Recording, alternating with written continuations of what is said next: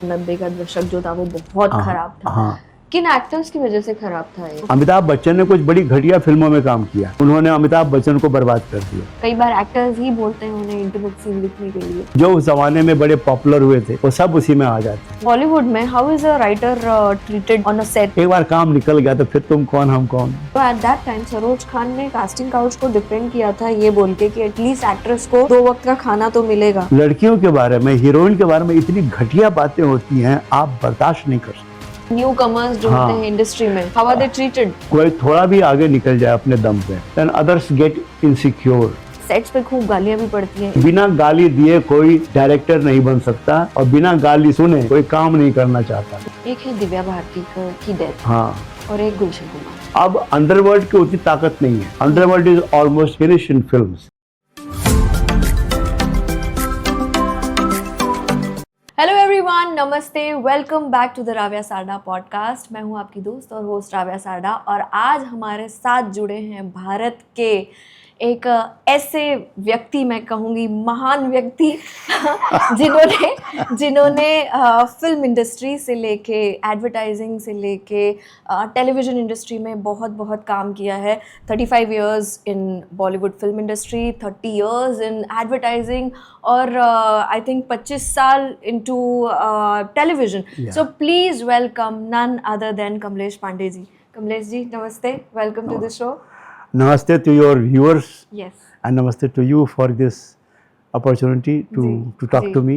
So मैं audience को बता दूं, स्क्रीन राइटर से मैं कहूँगी हिट से हिट फिल्में इन्होंने दी है। तेजाब, बेटा, रंग दे बसंती and many more, right? Saudagar, yes, Chaalbaaz, दिल, यस। खलनायक। सो आज काफ़ी सारी चीज़ें हम आपको बताएंगे। सर, बात करते हैं 80 और 90 के दशक की। हाँ। तो कहते हैं वो जो समय था 80s 90s का, बड़ा ही अंधकार जैसा समय था फॉर बॉलीवुड। क्या ये सच है? बिल्कुल था, बिल्कुल सच है, क्योंकि फिल्मों से दीवानगी खत्म हो गई थी और दुकानदारी शुरू हो गई थी। दुकानदारी के साथ आ गई थी चमचागिरी। चमचे आ गए थे जो फिल्में बना रहे थे। अच्छा। किसी किसी एक्टर का चमचा बन जाओ, फिर उसके लिए उसकी सेवा करो। वो एक्टर है तो उसको काम मिलेगा तो आपको भी काम मिलेगा। तो ये 80s ने और 90s ने ये हमारी फिल्मों को ऐसे गहरे गड्ढे में डाल दिया जहाँ से निकलना बड़ा मुश्किल था। एक आध एक्सेप्शन रहे होंगे, कोई गुलजार ने कुछ अच्छा कर लिया या सलीम जावेद ने एक आध कुछ अच्छा कर लिया, श्याम बेनेगल ने कभी कुछ दिखा दिया, बट मगर 90% जो सिनेमा था वो 2 कौड़ी का था। और उसका होता ये था जी। हमारे यहाँ फिल्म तो वैसे भी जो अभिनेता हैं एक्टरों की बधवा मजदूर होती हैं, होस्टेज टू एक्टर्स। हमारा हिंदी सिनेमा एक्टरों का होस्टेज रहा हमेशा, उनके कब्जे में।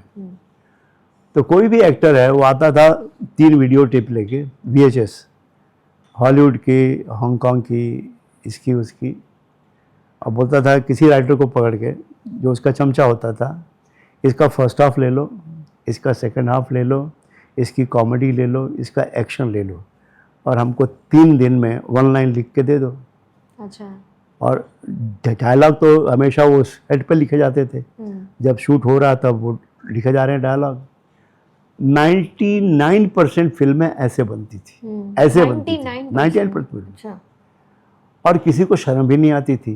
तो जब मैं पहली बार आया इंडस्ट्री में 86 में, मेरी पहली फिल्म अनकही थी अमोल पालेकर की, और मुझे कुछ पता नहीं था। मैं तो इत्तेफाक से बन गया writer, film writer. I was in advertising, having good job, happy job, most awarded writer in advertising. तो I had no option, no choice to write movies. मगर मैं जो थिएटर था उसकी काफ़ी नज़दीक था, Marathi theatre, Hindi theatre, stage. Amol को मैं जानता था because he was on stage theatre से। Then suddenly Amol became a star, film star, और वो अपनी हिंदी फिल्म बना रहा था अनकही। तो मुझे इत्तेफाक से मिल गया यहीं जुहू में ही। उसका बंगला अब तो नहीं है उसका, पहले था। कहाँ है, कहाँ क्या कर रहा है, क्या कर रहा है? मैंने कुछ नहीं, अपना काम कर रहा हूँ, नौकरी है यार। मुझे हिंदी फिल्म कर रहा हूँ पहली, और I don't have the money to for a writer, तो तू लिख देना because you have a job, you don't need money because your life is settled. और था सेटल, घर था, फ्लैट था, गाड़ी थी, ड्राइवर था, life was fully settled. So I actually entered movies from the top, I never had to struggle. और मैंने लिखी जलवा और suddenly I was there all over, everywhere. कि टकसाल से नया सिक्का आया है कमलेश पांडे। मैंने कहा ऐसा मैंने क्या कर दिया यार, मैंने तो I was good at writing lines, one liners in advertising was very common. जी जी। I had the skill of writing one liners, और वही मैंने किया जलवा में, तो लोगों को लगा कि क्या कमाल का राइटिंग। जलवा दिखा दिया आपने जलवा में। है ना? तो जलवा के बाद फिर अचानक वो किसी ने मुझे अप्रोच किया to write a film with N Chandra के लिए। Actually he was from underworld का थोड़ा बंदा था वो, and he came with a story which was very old fashioned, very traditional. मैंने कहा देखिए आप अंडरवर्ल्ड के हैं तो why don't we write an underworld film. Godfather अभी आके गई थी, हमारे यहाँ कोई गॉडफादर जैसी फिल्म बनी नहीं है, लिखते हैं। He took me around to the entire underworld, पूरे। हाँ, देखा आपने सब? हाजी मस्तान, रऊफ लाला, उस जमाने के बड़े बड़े माफिया थे, सब उसके दोस्त थे। और मुझे सब जगह लेके, सबके जुए के अड्डों पे, दारू के अड्डों पे, जहाँ उनके कोठे चलते थे। हाँ, सब देख के। और I had fun actually, fun भी था। और पहली बार मुझे वो दुनिया देखी कि एक्चुअली ये दुनिया कितनी अलग है, ये माफिया की दुनिया कितनी अलग है। They have a strange innocence, these people, जो हमें बाहर से लगता है कितने खतरनाक तो हैं वो। खतरनाक तो हैं, खतरनाक तो इतने हैं कि जो मेरा प्रोड्यूसर था उसके यहाँ जब मैं जाता था, ही वॉज फ्रॉम दादर, और उसके अपने जुए के अड्डे वड्डे थे, दारू वारू के। उसका एक लड़का था, वो दोनों ये सेल फोन तो होते नहीं थे, तो जो रेगुलर फ़ोन होता है, लैंडलाइन फ़ोन, वो लड़का हाथ में लेके फ़ोन लेके उसके पीछे पीछे चलता था, रूम टू रूम, जहाँ वो बॉस जहाँ शिफ्ट होता था वो फ़ोन लेके पहुँच के लगा देता था। तो वो फ़ोन उसका नाम ही था, वो फ़ोन लेके, वही ड्यूटी थी उसकी। तो एक दिन मुझे बोलता है मेरा प्रोड्यूसर कि वो पता है ये लड़का कौन है? क्या है? इसने 14 मर्डर किए हैं, 14 murders, and he got the boy on bail लेके वो अपने पास रखा था। मतलब अब तो मैंने कहा मेरी निगाह बदल गई कि गलती से मेरे मुंह से कुछ निकल ना जाए उसके लिए। 14 मर्डर किए हैं। एक दिन मैं निकल रहा था उसके ऑफिस से, दादर टीटी का एरिया, मैसिव रेलवे का लोकल का क्राउड, मैं गाड़ी में था, गाड़ी को रास्ता नहीं मिल रहा, वो लड़का पीछे से भागता आ रहा है। That man who did 14 murders, 14 murder वाला लड़का जो भाग रहा है। मैंने कहा माय गॉड, वो भाग रहा है, तो I am not able to get away, निकलना मुश्किल है भीड़ में। मैंने सोचा कि मैंने कहीं कुछ रॉन्ग बोल तो नहीं दिया उसको, इंसल्ट तो नहीं कर दी उसकी मजाक में, क्या किया। I was trying to remember कि मैंने क्या किया है। फाइनली वो लड़का आ गया, वो नॉक किया विंडो पे, तो मैंने विंडो नीचे किया, बोला सर आपका बॉल पेन। अच्छा। तो ये इनोसेंस का लेवल था। तो मैंने लिखा, मगर वो फिल्म बनी नहीं। इट वाज कॉल्ड बयान। सर, ऐसे आपने कहा कि आप बड़े बड़े माफिया से मिले, है ना, हाजी मस्ताना। कोई किसी बड़े गैंगस्टर का इनोसेंस वाला किस्सा बताइए जो आप उनके इनोसेंस से इतने प्रभावित हो गए। You'd be surprised. They were such a nice people. मैं जहाँ भी गया इतना अच्छा welcome, because I was a writer, I was writing his movie and they was respected. आइए क्या खाएंगे, क्या पिएंगे, क्या करेंगे, और उनमें आपस में बात होती थी, उनके धंधे की बात। अच्छा। कि फलां ने ये गड़बड़ की है, आजकल वो दाऊद जो है वो बहुत आगे बढ़ रहा है, फला जो फला है नाम ले लेके जी। उसका क्या करना है, उसका क्या कर, ये बातें होती थी। और मेरी सेवा हो रही थी, खाइए पीजिए, और मैं सुन रहा हूँ। तो मैंने कहा यार ये दुनिया है ना, मैं इस पर लिखना चाहता हूँ एज इट इज। और वो दुनिया फिर किसने लिखी नहीं। कमाल ये है, कमाल ये कि जो मैंने अंडरवर्ल्ड देखा था वो दोबारा कभी किसी फिल्म में आया नहीं। मुझे एक बात बताइए सर, आपने जब मैंने मेरे सवाल पे आपने बताया 80 और 90 का दशक जो था वो बहुत खराब था। किन एक्टर्स की वजह से खराब था ये?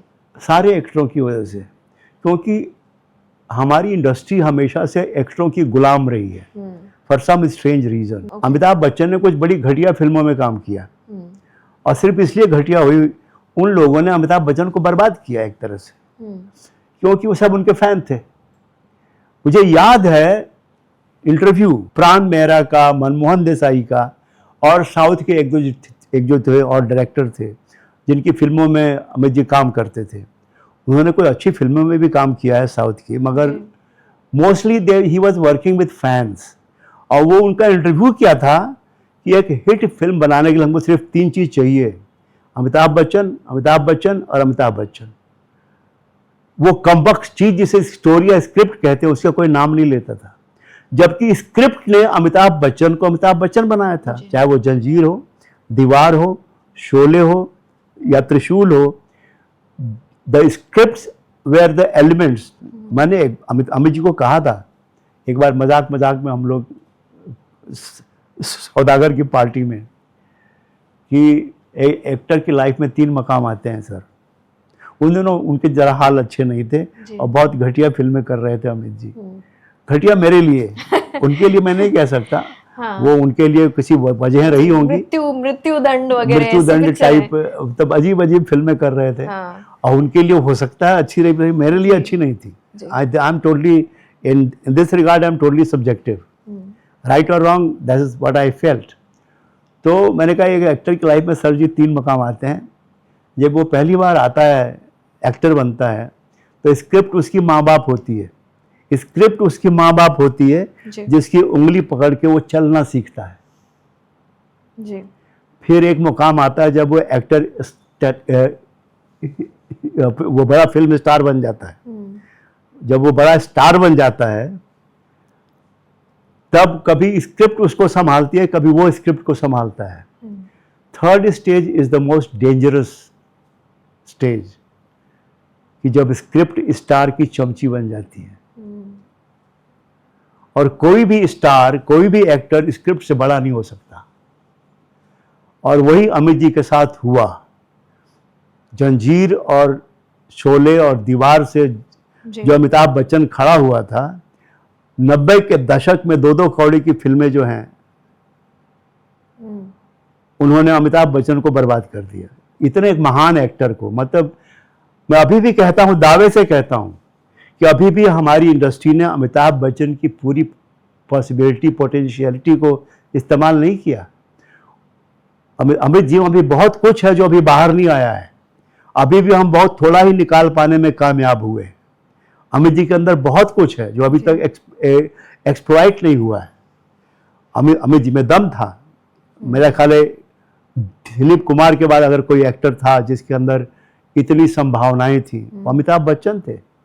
और अमिताभ बच्चन को उन सब संभावनाओं को इन लोगों ने खत्म कर दिया 90 की फिल्मों ने, 2-2 कौड़ी की फिल्मों में उनसे काम करवा के। तो इनके फैंस ने ही ऐसी पिक्चरें बनाई आप? हाँ बिल्कुल। और मैंने उनसे कहा भी था कि सर आपको अपने फैंस की फिल्म में काम नहीं करना चाहिए। ऐसे मतलब आप सौदागर की पार्टी में बात हो रही थी कि क्योंकि जो फैंस है वो कभी ये नहीं कह सकता कि सर आपने ये गलती की है। कोई भी फैन एक्टर को नहीं बोल सकता कि सर आप ये शॉट गलत है या आपने एक्सप्रेशन गलत दिया। नहीं, वो तो जी हुजूर करके खड़ा, माँ सर क्या काम, क्या शॉट है सर, क्या शॉट है सर, वो तो हाथ जोड़ के खड़ा हो जाएगा फैन। तो अपने फैन की फिल्म में कभी काम नहीं करना चाहिए। और जो लोग अपने फैन की फिल्म में काम करते हैं ना, जो एक्टर, उनसे बहुत उम्मीद नहीं रखनी चाहिए कि उनसे बहुत कुछ होने वाला है। भले पॉपुलर हो जाएं, भले वो पैसे वाले हो जाएं, मगर जहाँ तक सिनेमा का सवाल है, जहाँ तक अभिनय का सवाल है, एक्टिंग का सवाल है, फॉरगेट इट। सर उन दिनों एक्टर के हिसाब से स्क्रीन राइटिंग की जाती थी, जो एक्टर बोले वे उस तरीके की पिक्चर बनाओ। मैंने कहा ना, एग्जांपल दिया कि वो 3 वीडियो टेप लेके आते थे actor. Most of the actors names sir, name. अब जो भी वो एक्टर, अभी मैं किसका ना किसको छोड़ूं, मैं किसको छोड़ूं ये मुश्किल है जी। तो उस लाइन में सारे एक्टर आ जाते हैं। हाँ। जो उस जमाने में बड़े पॉपुलर हुए थे वो सब उसी में आ जाते हैं। उसमें कुछ लोगों ने हिम्मत की, जैसे 80s में ख़ास तौर से संजीव कुमार थे, उन्होंने थोड़ी कोशिश की कि लीक से हट के एक्टिंग क्या चीज़ होती है, कम वो वक्त बताया जी। उसके बारे में कुछ किया जाए। बट रेस्ट ऑफ देम तो आज भी होता है ये? आज भी आज वही भी है, फिल्म क्योंकि माइंडसेट जो है ना वही है। आज भी जो माइंडसेट है आम फिल्म मेकर का, फिल्म प्रोड्यूसर का, वो एक्टर को खुश करने का है, एक्टर की चमचागिरी करने का है, एक्टर किस बात से खुश होगा।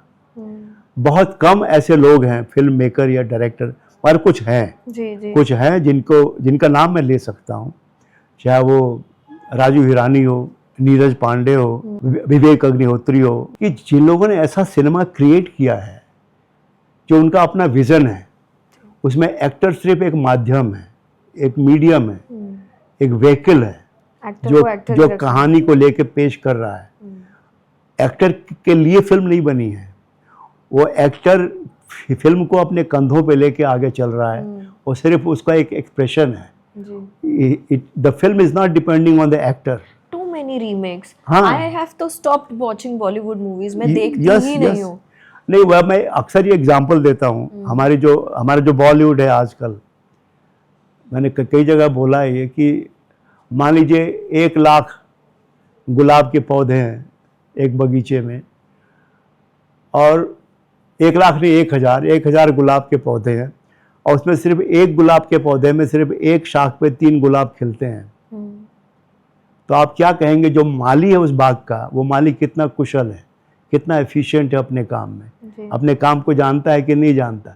हमारा वही हाल है, 1000 फिल्में बनती हैं साल में, 2 या 3 थोड़ी बहुत ठीक ठाक निकल जाती हैं। वही हिसाब किताब, वही अनुपात हुआ ना, रेशियो। 1000 में 3, 1000 गुलाब के पौधों में सिर्फ 3 एक शाख पे, तो वही 3 फिल्में निकलती हैं। तो हमें कभी शर्म भी नहीं आती। मजा ये है कि हमारी इंडस्ट्री में किसी को शर्म भी नहीं आती कि हम छाती ठोक के बोलते फिरते हैं कि हमारी इंडस्ट्री दुनिया की सबसे बड़ी फिल्म इंडस्ट्री है। हम 1000-1200 फिल्में हर साल बनाते हैं। कौन देश बनाता है इतनी फिल्में हर साल? हम बनाते हैं, मगर मतलब क्या है, किस लिए बनाते हैं? वो 3 फिल्मों के लिए, जो 3 फिल्में थोड़ी बहुत ठीक ठाक निकल जाती हैं। सारी रीमेक सर, अभी आप कोई भी देख, सब साउथ की रीमेक है। और वो भी थोड़ा बहुत जो रह गया, उम्मीद जो रह गई है, वो सब रह गई है साउथ में जी। वहाँ के लोग मेहनती हैं, हिम्मत वाले हैं, और वो करते हैं कोशिश। मनोरंजन के एरिया में रहते हुए भी they have a vision, they have a way of story telling. हमारे यहाँ मुश्किल क्या हुई है राव्या, की स्टोरी टेलिंग खत्म हो गई है। Nobody knows story telling any more. एक आध एक्सेप्शन होंगे थोड़े बहुत, बट मेजॉरिटी जो 98% 99% जो लोग हैं ना फिल्म मेकर, उनमें स्टोरी टेलिंग खत्म हो गई है। स्टोरी सेलिंग ज़्यादा हो गई है कि कहानी बेचना है। पहले कहानी सुनाना तो सीखो, कहानी दिखाना तो सीखो, जैसे पहले लोग करते थे in the 60s early 70s में लोगों ने किया है कि भाई कहानी कैसे पेश की जाती है। कोई राज कपूर, गुरुदत्त, बिमल रॉय, शांताराम, महबूब खान, के आसिफ लोग थे। तो हमारे यहाँ स्टोरी टेलिंग जो है, जहाँ से इमोशन आता है, कहानी के कहने की कला, कहानी कहने की जो कला है, वो लगभग गायब हो गई है, ख़त्म हो गई है या बुला दी गई है। सर एक बात बताइए, राइटर्स के साथ तब किसी प्रकार का हरासमेंट होता था? राइटर्स का क्या है जो प्रोड्यूसर है वो हमारे रुपए पैसे मार लेता है। हाँ। जो डायरेक्टर है वो नाम मार लेता है। आजकल एक नया फैशन शुरू हो गया है जी। जो डायरेक्टर है सिर्फ इसलिए कि वो फीडबैक दे रहा है स्क्रिप्ट में, उसका नाम भी जाना चाहिए एज ए राइटर। अच्छा। और बड़ी कई बार बहस होती है जो हैं डायरेक्टर हैं, हाँ। कि तुम मेरे पीछे क्यों पड़े हो यार, मेरे धंधे के पीछे, तुमको मेरे अंदर ही मेरे काम में क्यों हिस्सा चाहिए? क्योंकि तुम जो तुम्हारा डीओपी है, जो तुम्हारा कैमरामैन है, उसी को तुम बोलते हो कि कैमरा यहाँ रखो, ये एंगल लगाओ, वो करो वो करो। तुम्हारी हिम्मत है उसको बोलने की कि मेरा नाम तुम्हारे साथ जाएगा? हिम्मत है बोलने की? तुम गाना रिकॉर्ड करवाते हो, गाना लिखवाते हो, उनको भी बोलते हो कि मुझे गाना ऐसा चाहिए, ऐसे अल्फाज चाहिए, मूड चाहिए। या संगीत तुम कंपोज करवाते हो तो बोलते हो मुझे ऐसा म्यूजिक चाहिए। तुम्हारी हिम्मत है बोलने की कि इसमें मेरा नाम जाएगा म्यूजिक में? हिम्मत है, मगर नहीं, स्क्रिप्ट राइटर के साथ नाम जाएगा। हाँ। तो डायरेक्टर नाम चुरा लेते हैं और प्रोड्यूसर पैसे मार लेता है। इस तरीके का और फिर भी हम लगे हुए हैं जी, फिर भी हम लगे हुए हैं। क्योंकि सर देखिए, जब एक पिक्चर रिलीज होती है, एक्टर को प्रॉफिट चला जाता है, डायरेक्टर को प्रॉफिट चला जाता है, प्रोड्यूसर को भी जाता हमारी मुश्किल ये है, राइटर को नहीं जाता है। हमारी मुश्किल क्या है, एक्टर जो है उसके पास एक हथियार रहता है डबिंग का। डबिंग तो एकदम एंड में होती है, फिल्म की शूटिंग खत्म होने के बाद। जब तक उसको पूरा पैसा नहीं मिलेगा वो डबिंग नहीं करेगा। अच्छा, तो झक मारो तुम जाके। एक्टरों की मुसीबत यह है कि हमको सब देना पड़ता है पहले ही। हम नहीं देंगे तो फिल्म शूट कैसे होगी, तो हमसे वो पहले ही ले लेते हैं सब कुछ। और फिर मांगो कि सर पैसे, यार थोड़ा खर्चा ज़्यादा हो गया। सिर्फ राइटर के पैसे पर उनको लगता है कि खर्चा ज़्यादा हो गया है शूटिंग में, अगली फिल्म में देखते हैं या देखेंगे बाद में। देते हैं सर आपको पैसा? जो वादा करते हैं कि कब ये देंगे, वो मिल जाए तो गनीमत है। एक्सेप्शन है, एक दो लोग हैं वो are real professionals, but majority is not professional. Majority सिर्फ राइटर को एक्सप्लॉइट करने के लिए, उसका शोषण करने के लिए है कि भाई मजबूरी है, ये एक राइटर चाहिए यार, तब कहानी चाहिए, स्क्रिप्ट चाहिए, जो भी है उनको लगता है। और बेचारा अक्सर जो राइटर है वो भोले वाले होते हैं। और हमारे यहाँ एक चीज़ बड़ी कमी है कि we don't have agents. Hollywood में क्या है, एजेंट होते हैं, every writer has an agent.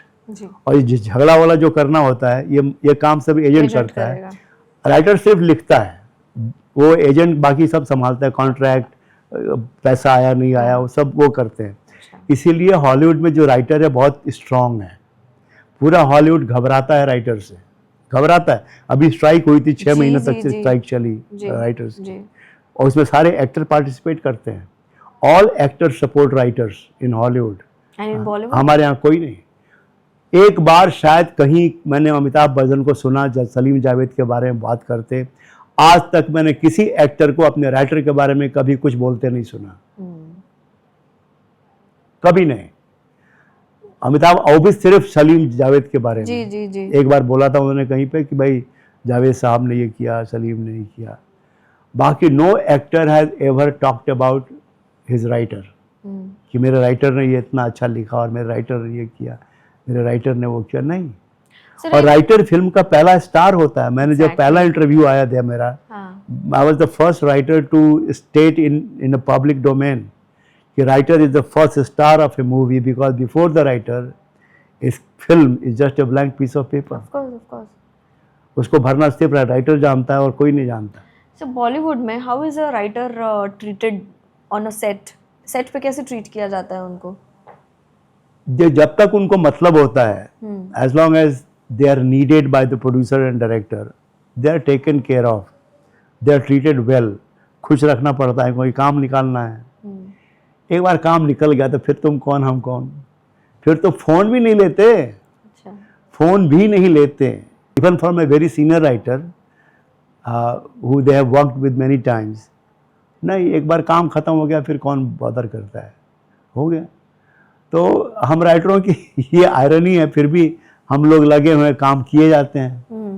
क्योंकि कुछ लोग हैं जो एक्सेप्शन हैं, कुछ लोगों ने उम्मीद जिंदा रखी है कि हाँ भाई अच्छे राइटरों की जगह है इंडस्ट्री में, अच्छे राइटर ज़रूरी हैं और उनको उनका नाम, दाम, मकाम, उनकी पहचान मिलनी चाहिए और इज़्ज़त करते हैं राइटरों की। मगर मेजॉरिटी जो है, जो माहौल है, इन्वायरमेंट जो है, एक्टरों को राइटर नहीं चमचे चाहिए, दे नीड साइकोफैंट्स।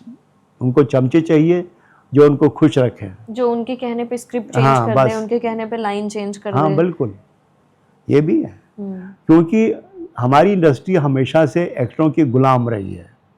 बंधुआ मजदूर जैसे होता है ना, बंधुआ मजदूर, होस्टेज एक तरह से, कि भाई जो एक्टर कहता है उसी से बात आगे बढ़ती है। आज भी अगर आप बोलो मेरी फिल्म का नाम लो रंग दे बसंती का, किसका नाम पहले आता है? आमिर खान का।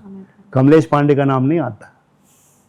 कमलेश पांडे का नाम नहीं आता, जहाँ से बीज ये बड़ा होना शुरू हुआ। जी आप सही कह रहे हैं।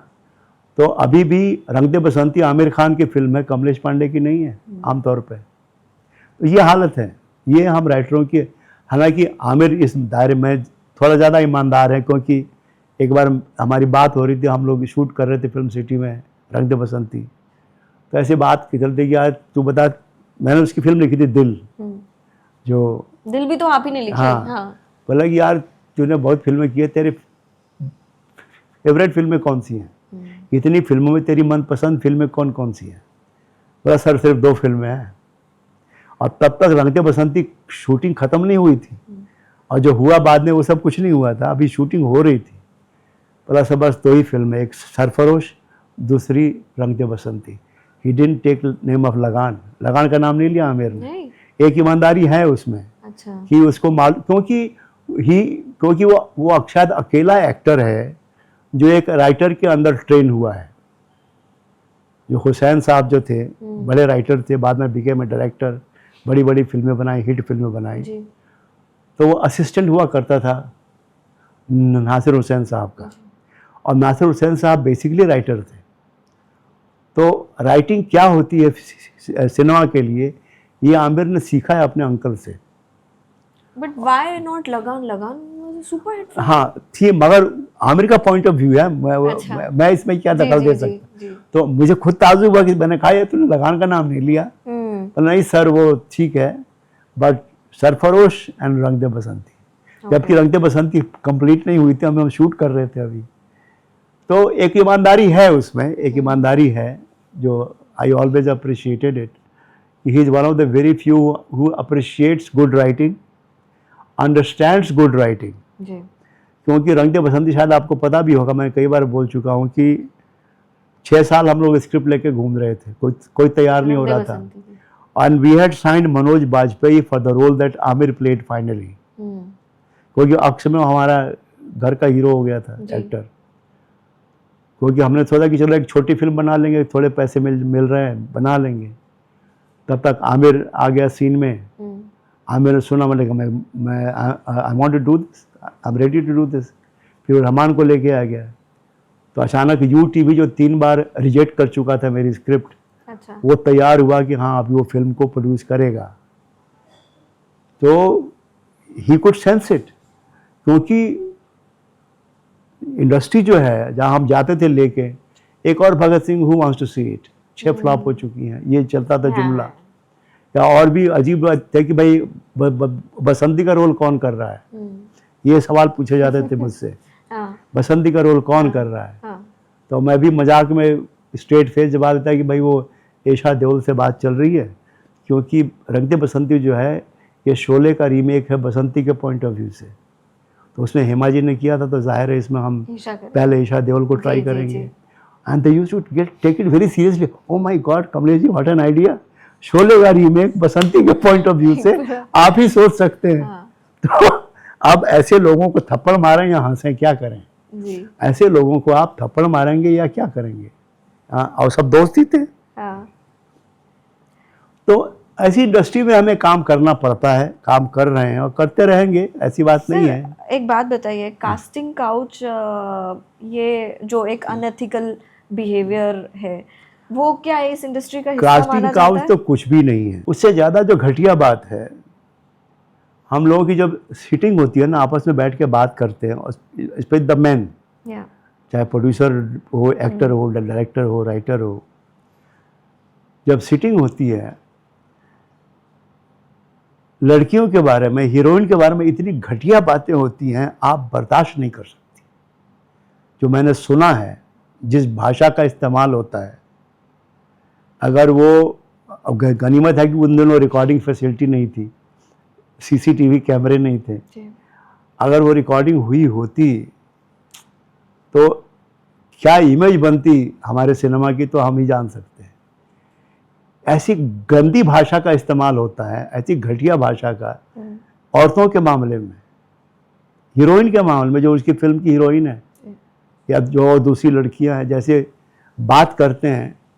I used to get very shocked because I came from advertising. मैं एडवर्टाइजिंग से आया था, जहाँ it must be a shocker for you. Advertising में तो everybody is very responsible and very respectful, and because for us the woman is the consumer. So I don't think any other business gives so much respect to women as advertising does. क्योंकि advertising का पूरा तामझाम औरतों पे depend करता है। पूरा औरतें खरीदती हैं, औरतें कंज्यूमर हैं, औरतों के बिना कुछ नहीं चलने वाला। तो औरतों के लिए जितनी इज्जत होती है एडवर्टाइजिंग में, चाहे ऑफिस में हो चाहे ऑफिस के बाहर हो, in no other industry I have seen it. And cut to you come here. मैं वो माइंडसेट लेके आया था, और यहाँ जो माहौल मिला कि ऐसी गलीज बातें हो रही हैं। एक तो हमारे अपने फैमिली के जो संस्कार होते हैं कि हमने कभी ऐसी बातें न की न सुनी, और यहाँ पे आप ऐसी दुनिया में आ गए हैं, तो पहले आप यू ट्राई टू डिफ्लेक्ट, नहीं यार, you try to change the subject, कुछ बदलने की कोशिश करते हैं। पर I was shocked by the people कि जिनको लोग बहुत मानते हैं, जानते क्या बातें हैं। करते थे हाँ, कैसी बातें करते थे? अश्लील बातें, और कोई शब्द नहीं मेरे पास। अश्लील बातें, एक जो औरतों के देखने का निगाह होता है ना, जो मर्दों का, एक टिपिकल आम जो मर्दों वाला निगाह होता है, और जबकि इट वाज अननेसेसरी। अरे हम कहानी डिस्कस कर रहे हैं, हम सीन डिस्कस कर रहे हैं, हम स्क्रिप्ट डिस्कस कर रहे हैं, ये इसकी आवश्यकता क्या है? इसके बारे में ये बात करो, इसके बारे में ये बात करो। मतलब इट वाज रियली सिकनिंग थी। सर, अब मैं जब वो कास्टिंग काउच की बात कर रही थी, तो आपने अभी जो बात कही है, फॉरगेट दैट, आपने बोला कि इससे और घटिया बातें की जाती है, लेकिन you know at that time Saroj Khan ने कास्टिंग काउच को डिफेंड किया था ये बोल के कि एटलीस्ट एक्ट्रेस को 2 वक्त का खाना तो मिलेगा। तो क्या ऐसी कोई हमारे पास कोई ऐसे किस्से हैं where people are defending casting couch? I have not heard, मैंने तो नहीं सुना किसी से कोई डिफेंड करता है। कुछ एक एक्ट्रेसों से मैंने सुना था कि भाई कम से कम कुछ काम तो मिलता है, बेसिकली कुछ काम तो मिलता है, तो they have that right, so they have to pay the price as according to them they had to pay the price जी। तो अब ये है कि it is always an individual choice जी, कि why do you have to succumb to this temptation just for some work. मगर होता ये है कि जो इंडस्ट्री है उसकी इमेज, अब मैं वो एग्जाम्पल दूं आपको कि मान लीजिए एक बहुत बड़ा बिजनेसमैन है, समझिए वो गुटखा बनाता है, करोड़ों लाखों करोड़ों का बिजनेस है, और उसको हिंदुस्तान में कोई नहीं जानता कि इतना बड़ा बिजनेसमैन है। वो एक फिल्म अनाउंस कर दे, पूरी दुनिया जानती है कि अरे वो फिल्म प्रोड्यूसर बन गया है, he is a film producer, he is making a film. तो फिल्मों का जादू ऐसा है, फिल्मों का, ये मैं कह रहा हूँ कि ये जो फिल्मों का जादू है, इसके निगेटिव पॉजिटिव दोनों इसके आयाम हैं। फिल्मों का जादू ऐसा है कि इंडिविजुअल्स जो हैं, अगर सच में बहुत मजबूत नहीं हुए अंदर से, तो वो कोई भी कीमत चुकाने को तैयार हो जाते हैं तो उनको काम चाहिए। This is the only business where नाम, काम, पैसा, ग्लैमर सब कुछ एक जगह मिल जाता है, और किसी बिजनेस में ये सब एक साथ नहीं मिलने वाला। तो वो है कि ये इंडिविजुअल्स पे डिपेंड करता है कि आप जो है कीमत चुकाने को तैयार हैं या नहीं हैं। अब ये है कि क्योंकि जैसे सेक्स वर्कर हैं, ये उनका शौक तो नहीं है बनने का कि मुझे सेक्स वर्कर बनना है, या बचपन से उनका कोई सपना हो कि मुझे बड़ी होकर सेक्स वर्कर बनना है, नहीं। कहीं कुछ हालात होते हैं, मजबूरी होती है, सिचुएशन होती है जो उनको इस रास्ते पे ढकेलती है सेक्स वर्कर बनने के लिए। तो वो अगर वो आप लेके चलते हैं लॉजिक कि हाँ भाई हालात है, सिचुएशन है, कोई मजबूरी है, उसके बारे में you can't argue because you are not there. आपकी अपनी ज़िंदगी है, किसी और की ज़िंदगी कितनी घटिया है, ख़राब है, मजबूरी क्या है, यू नेवर नो कि कौन किस हालात से गुजर रहा है, और किसको क्या कितनी बड़ी कीमत चुकानी पड़ रही है किसी एक मुकाम के लिए या थोड़े से काम के लिए। तो वो भी है कि एक तो फिल्मों को लेके जो बन गया एक छवि बन गई है, एक बन गया ग्लैमर कि इतनी जल्दी यहाँ पे, और इसमें कुछ हद तक मीडिया भी जिम्मेदार है। मैं मानता हूँ कि मीडिया बहुत जिम्मेदार है, मीडिया भाग नहीं सकता। और आज की तारीख में बताऊँ आपसे, मीडिया बिका हुआ है। अखबार का एक इंच जो है, नाम नहीं ले सकता पेपर का, उसमें आपको कितना बड़ा फ़ोटो चाहिए, कितना बड़ा राइटअप चाहिए, उसका सबका भाव है। और हमारी फिल्मों के जो होते हैं, जो है PRO, एक्टरों के PRO, डायरेक्टरों के, प्रोड्यूसरों के PRO होते हैं, उनका सालाना बजट होता है हर मीडिया के लिए, अखबार के लिए और टीवी चैनल के लिए, कि हम इतना दे सकते हैं साल भर में, हमको इसके बदले में इतना फुटेज चाहिए, इतने सेकंड चाहिए। I've heard about this, sir, हाँ, कि मेरे को बताया गया था एक बार किसी ने कि मान लीजिए एक अमाउंट बताती हूँ, 10 लाख रुपए मैंने साल के दे दिए, तो 10 लाख में मेरे को इतने आर्टिकल्स चाहिए ही बिल्कुल, चाहिए मेरे बिल्कुल। बारे में, और इतना कवरेज चाहिए ही। और मुश्किल क्या होती है कि जो आम जनता है ना, उस मीडिया की रिपोर्ट को गंभीरता से ले लेती है, असली मान लेती है। हाँ, असली मान लेती है, और असली मान के फिर वो भीड़ में घुसने की कोशिश करती है कि अरे जब वो उसका हो सकता है तो मैं क्यों नहीं कर सकता, मैं क्यों नहीं कर सकती। तो इसमें कुछ हद तक मीडिया भी जिम्मेदार है। जो भी हालात हैं इंडस्ट्री के, चाहे वो भाषा का सवाल हो या कास्टिंग काउच का हो या कोई भी हो, इसमें कुछ हद तक मीडिया खुद जिम्मेदार है जी। और उसके साथ मैं ऑडियंस को क्यों छोड़ूं, ऑडियंस भी जिम्मेदार है। ऐसा नहीं कि ऑडियंस को पता नहीं है, और ऐसा नहीं कि ऑडियंस को नहीं मालूम कि फिल्मों में होता है कास्टिंग काउच। ऐसा कौन है जिसको पता नहीं है? सबको पता है कास्टिंग काउच होता है, हर लड़की को पता है कास्टिंग काउच होता है, आज भी होता है, आज भी होता है। और फिर भी जाने की दौड़ है। क्यों भाई जाने की दौड़ है? क्यों जाने की दौड़ है? तो जाहिर है कि अगर आप जा रहे हैं तो जानते समझते जा रहे हैं, होश पूर्वक जा रहे हैं, आप एडल्ट हैं, आप 18 के ऊपर हैं, आपका अपना अपना घर छोड़ के जा रहे हैं, तो ऑडियंस की भी जिम्मेदारी है।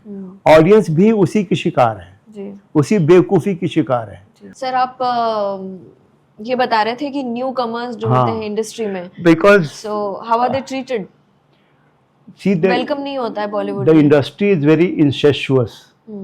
वो सबके ग्रुप बने हुए हैं जी, और उसमें किसी नए लोगों का घुसना बड़ा मुश्किल होता है, आसान तो बिल्कुल नहीं होता। अब उसमें यह है कि अगर कोई घुस पाता है तो दो ही शर्तें हैं, या तो सच में बहुत अच्छा अपने काम में, क्योंकि इंडस्ट्री में एक ही चीज़ बहुत अच्छी है, कमाल की है, कि अगर आपके अंदर कोई भी गुण है, एक्टिंग हो, राइटिंग हो, डायरेक्शन हो, फोटोग्राफी हो, म्यूज़िक हो, अगर आपके अंदर कुछ भी है थोड़ा भी, then you will find your place. Industry will ultimately recognise you and take you in. मगर उसके लिए संघर्ष करना पड़ता है। You have to depend a lot on, you meet the right person at the right time in the right place, etc. मगर अगर आप सच में कोई आउटसाइडर हैं और आप सच में कामयाब होने लगते हैं, कोई थोड़ा भी आगे निकल जाए अपने दम पे, और वो बाहर का है, यूपी का, बिहार का, किसी गांव का, राजस्थान का, कहीं का, then others get insecure। जो खुद को, जिन लोगों ने अपने आप को सुपरस्टार समझ लिया है, There is a Karan Johar group, जो भी है, so many हाँ, different groups। तो वो उन लोगों ने अपने आप को एक अपना एक बना के रखा है, अपना दायरा, जैसे राजाओं के किले होते हैं ना, मजबूत किले, उन्होंने अपने लिए बना रखा है किले, और उन किलों में कोई छेद नहीं कर सकता, कोई एंटर नहीं कर सकता। अगर कोई दूसरा राजा खड़ा होता है कि अरे ये नया खड़ा हो रहा है यार, कि क्या करना है इसका, तो दे फर्स्ट स्टार्ट इग्नोरिंग। बट अगर वो आदमी उसके बावजूद भी कामयाब होता चला जाता है, अच्छा काम करने लगता है, they get very worried, very insecure. फिर उसकी बदनामी शुरू होती है उसके खिलाफ। जैसे सबके PR डिपार्टमेंट है, सबका मीडिया पे कंट्रोल है, मीडिया बिका हुआ, जैसे मैंने कहा, तो मीडिया का इस्तेमाल होना शुरू होता है उसके खिलाफ, चाहे वो सोशल मीडिया हो या सैटेलाइट टेलीविज़न हो, न्यूज़पेपर हो। खामखा उसके खिलाफ अफवाहें, र्यूमर्स वगैरह शुरू हो जाते हैं कि उसने ये किया, वो किया, वो किया। अब उस बेचारे को पता नहीं कि ये इंडस्ट्री ऐसी है। वो तो अपना बड़ी ईमानदारी से आया था, सोच के कि मुझे अच्छा काम करना है, मुझे दिखाना है, कुछ करके दिखाना है। ये जो हालात हैं, ये उसके बस के बाहर की बात है। ये तो उन्होंने कभी सोचा नहीं था कि अरे यहाँ ये भी चलता है, ये भी होता है। एंड दैट इज़ व्हेन वो जो से लोग कहते हैं वो फ्रस्ट्रेट होना या खुदकुशी करना या किसी एक्सट्रीम स्टेप लेना, उसके सामने रास्ते बंद हो जाते हैं, पिक्चर देना बंद कर देते हैं। बिल्कुल। तो हमारे यहाँ ये गया है कि कुछ करीब मेरे ख्याल 6 लोग हैं, 6 बड़े प्रोडक्शन हाउस हैं, 6 not more than 6, 6 of them who control everything, कि कौन किसको क्या काम मिलेगा, कौन क्या करेगा, क्या नहीं करेगा, कैसे करेगा, किसका क्या दाम होगा, सब फिक्स है। और ये लोग 6 प्रोडक्शन हाउसेज जो हैं वो पूरी दुकान चला रहे हैं। और इसीलिए जब मैं आया, जब मुझे पहली बार एहसास हुआ कि नहीं यहाँ ये भी सब है, एक तो मैं बहुत लकी था, लकी इस मामले में था कि मेरी एंट्री ऊपर से हुई, स्ट्रगल नहीं करना पड़ा मुझे काम के लिए स्ट्रगल नहीं करना पड़ा। और दूसरी बात ये कि जब मैं सौदागर लिख रहा था तो दिलीप साहब was the only actor I was ever been a fan of, Rajkumar and Dilip both of them. तो मैंने कहा सर मैं नया, मेरी चौथी फिल्म है Saudagar, I want a tip, because मुझे इंडस्ट्री का पता नहीं है कुछ, मैं नया हूँ, I am from advertising, I have a day job, I still had a day job, even while writing Saudagar I had a day job, I was moonlighting as script writer. मुझे क्या करना चाहिए? Kamlesh, learn to say no, learn to say no, otherwise they will eat you up, industry तुम्हें खा जाएगी। Learn to say no, then only you will be able to save your integrity and your talent.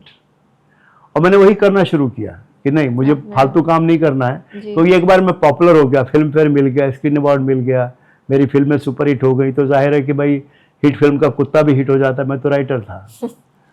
तो बहुत आने लगा काम मेरे पास, ये भी लिखो ये भी लिखो। मैंने कहा नहीं, मैं वही लिखूंगा जो मुझे लगता है कि मुझे लिखना चाहिए, मेरे मन को भाए। हाँ, and luckily for me I was not depending on film for my survival. ये मेरी, अभी भी मैं सबको एडवाइस देता हूँ, जब नए राइटर आते हैं, तुम एक काम करो, तुम चाहे एक बीड़ी पान की दुकान खोल लो, जो बीच पे भेल और पानी पूरी बेचो, पर keep a safety net, keep a safety net for your self, क्योंकि फिल्मों पे डिपेंड मत करो अपने सर्वाइवल के लिए, फिल्में तुम्हें खा जाएंगी, या फिर तुम्हें कॉम्प्रोमाइज करना पड़ेगा, उल्टा सीधा ऐसा लिखना पड़ेगा जो कभी तुम लिखना नहीं चाहते थे।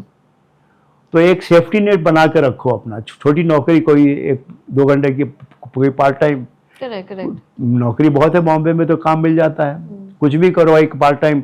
हॉलीवुड में जो राइटर है, रात को they drive taxi in the night and in the day they do the writing, और एक बार एक ऑस्कर मिल गया तो देन दे आर फाइन।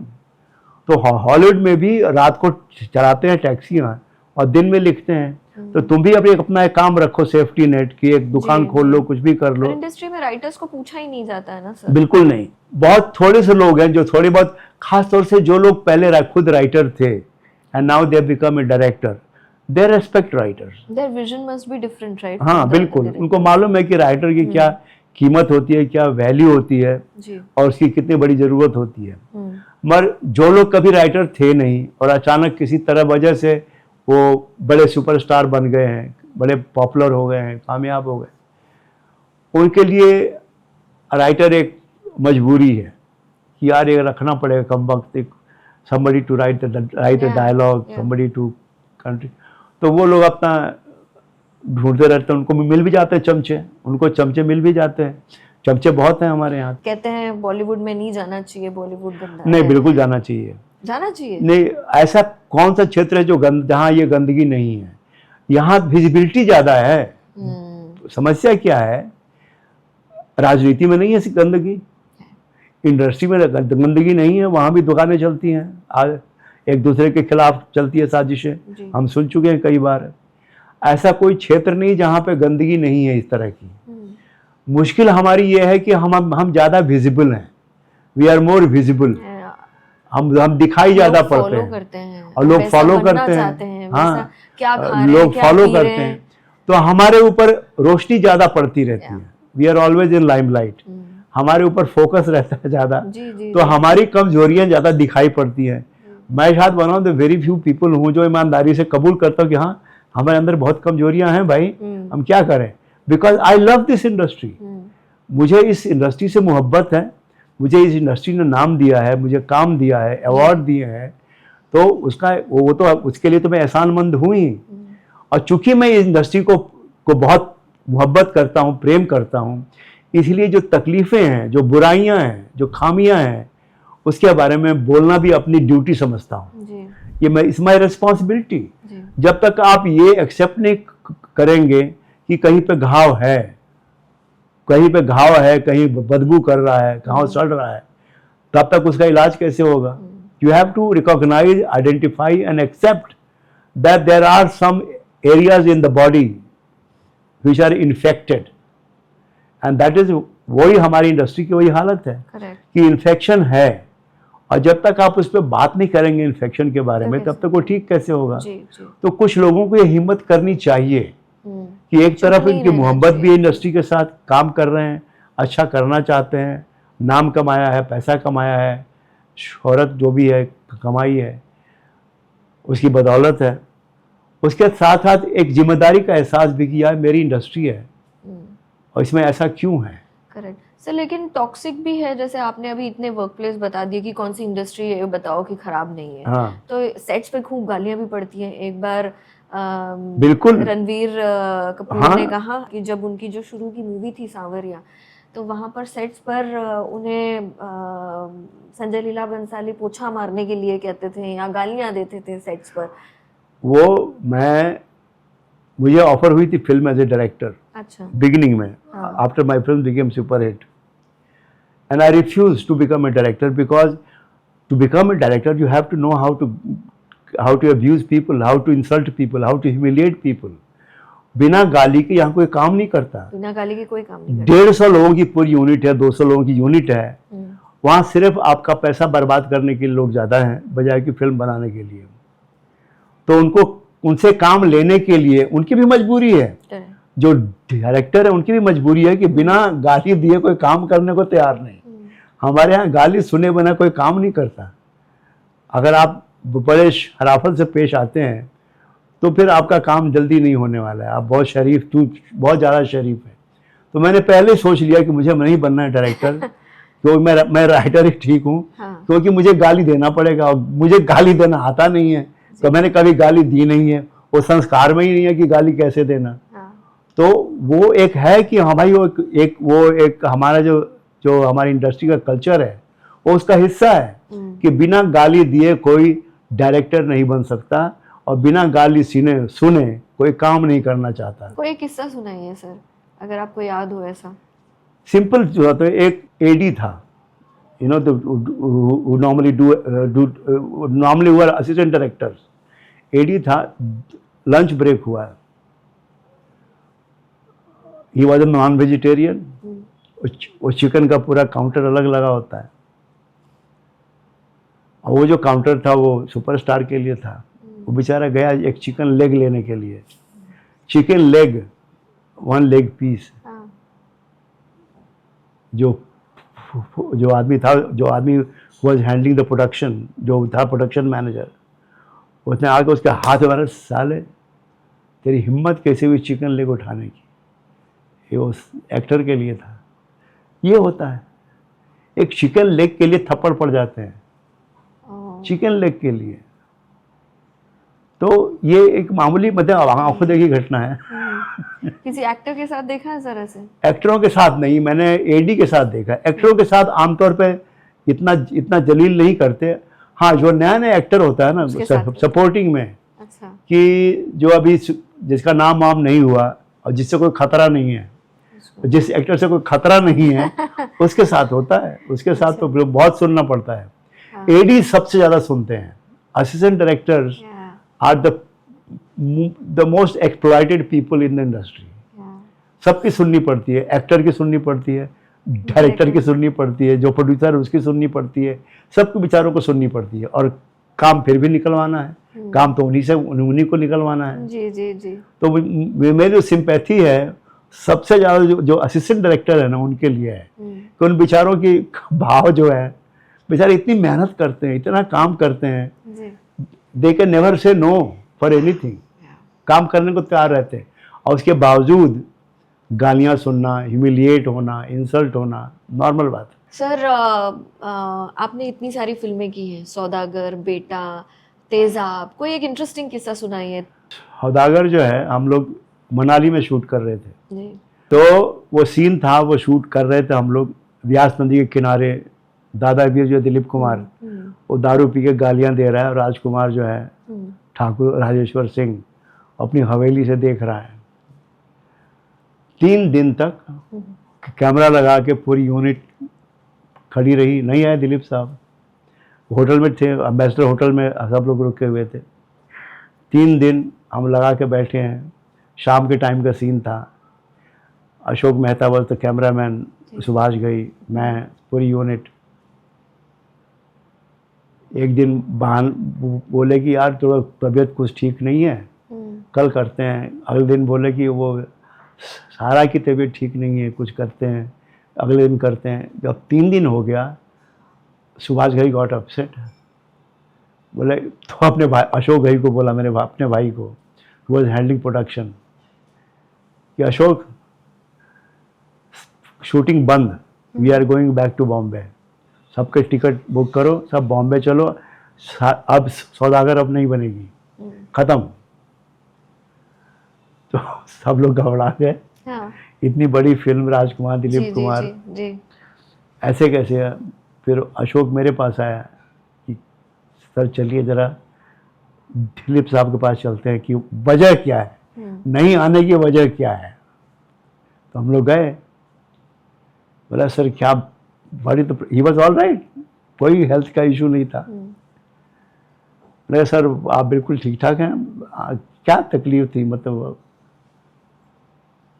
तो उन्होंने जो कहा बहुत कमाल का, एक्टिंग की टिप थी। अच्छा। बोला ये जो तेरा सीन है ना कमलेश, मैं दारू के सीन बहुत कर चुका हूँ, देवदास में किया, सगीना में किया, संघर्ष में किया, कई बार किया उन्होंने दारू पी के वो करने वाला सीन। बोला कि जब मैं 35 का था तो एक एक्टर को बॉडी पे कंट्रोल होता है कि दारू का सीन जो होते हैं, अगर थोड़ा डिग्री हुई कम तो उसमें मज़ा नहीं आएगा सीन में, डिग्री थोड़ी ज़्यादा हुई तो ओवर एक्टिंग हो जाएगी। तो सही डिग्री पकड़ना बड़ा आसान नहीं होता एक्टर के लिए, कि जो ड्रंकन सीन जो हैं वो सही डिग्री पे नहीं होगा तो फिर उसका जाएगा मज़ा जाएगा, वो एक्टर के लिए आसान नहीं होगा। तो या तो थोड़ा ओवर एक्टिंग हो जाएगी या फिर अंडर एक्टिंग होगी, जो मज़ा नहीं आएगा। और आई एम 62, 35 की एज में मेरे लिए आसान था अपनी बॉडी पे कंट्रोल करना, कि बराबर जो डिग्री है वो ड्रंकन की वो सही डिग्री में लेकर रखूं। अब इस उम्र में I think he was 65 I think उन दिनों। बोले कि इस उम्र में आसानी मेरे लिए कि मैं, तो मैंने कहा सर वो सीन तो इम्पोर्टेंट है। तो फिर ही एग्रीड ऑन वन कंडीशन, बोले ये काम करते हैं, सुभाष को मत बोलना, तुम कैमरे के पीछे खड़े रहना अशोक मेहता के साथ, एंड कीप वॉचिंग मी। अगर मुझे थोड़ा भी ओवर एक्टिंग हो रही है, डिग्री ऊपर जा रही है, तो गिव मी ए सिग्नल, और अगर नीचे जा रही है then give me a signal कि सर नीचे गई या ऊपर गई, and then I will find the balance. तो मैंने कहा बिल्कुल sir. Then we didn't tell Subhash Ghai कि हमने क्या कॉन्स्पिरेसी की है। वो सीन हमने ऐसे ही शूट किया। और फिर भी सेट कि कमलेश यार, मैंने कहा सर एक काम करते हैं हम। उन्होंने कहा कि यार मैं बहुत सीन कर चुका हूँ, ड्रंकन सीन अपनी पूरे करियर में, एक और सीन में तो क्या फ़र्क पड़ता है, नहीं इसके बिना भी हो सकता है, ऐसा कुछ नहीं है। मैंने कहा सर एक काम कीजिए, जब फिल्म रिलीज़ होगी अगर इस सीन पे तालियां नहीं बजी तो मैं आपको 100 रुपये दूंगा, और तालियां बजी तो आप मुझे 100 रुपया देंगे। और जब रिलीज़ हुई ये फिल्म, उस सीन पे इतनी तालियां बजी तो मैंने फ़ोन किया दिलीप साहब को कि सर मेरे 100 रुपये, वो 100 रुपये मुझे कभी नहीं मिले। तो ये है कि अच्छे एक्टरों की जो समझ है, अपना तरीका होता है कि द वे वो अब नहीं देखने मिलता है, हाँ अब नहीं दिखने बिल्कुल देखने नहीं। मिलता मैं तो आपके मतलब actors में। अब मेरी हमेशा से यही रहती, शायद मैं लिखूं तो किसके लिए लिखूं। राजकुमार थे, दिलीप कुमार थे, उन लोगों ने मुझे ख़राब किया। दे वर Best really acting, unbelievable actors, दोनों के दोनों। best actors। हाँ, और उन दोनों ने मुझे मिल के ख़राब किया है। हम्म। तो अभी मेरा, अब आपको कोई एक्टर समझ नहीं आता है? अब वो चीज़ मिलनी मुश्किल है। वो जो डेप्थ है, गहराई है, वो नहीं। जो गहराई है।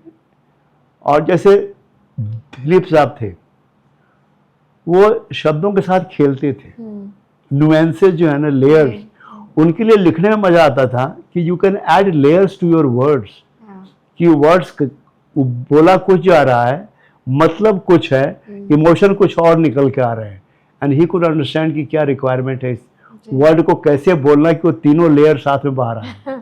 आजकल किसको फिक्र पड़ी है? Who cares? Sir drunken scene में ये ड्रिंक करके ही की जाती ना, है एक्टिंग? नहीं ना, बिल्कुल नहीं। It can't be done, it can't be done, that's can't be why. Done.